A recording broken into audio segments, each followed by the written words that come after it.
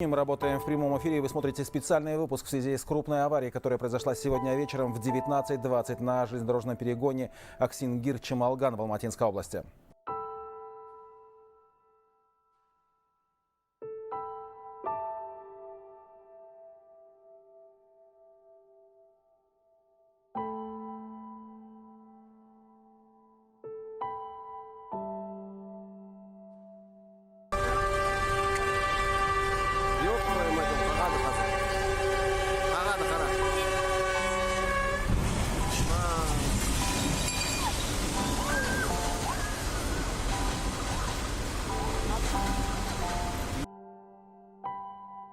Ассалаумағалейкум.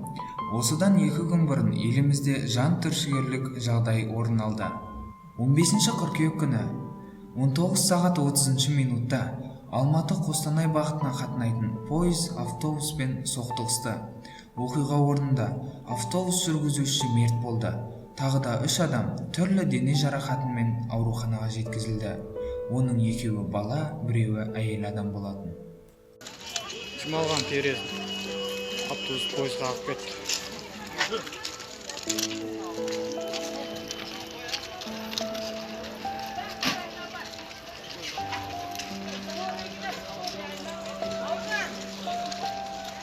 Пойыз қағып кетті автобусты. Пробка.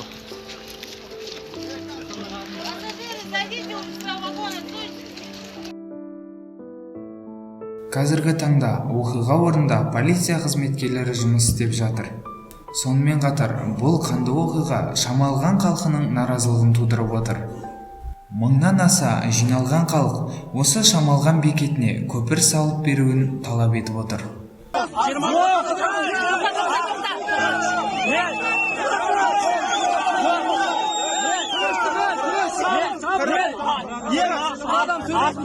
Артында отырдым.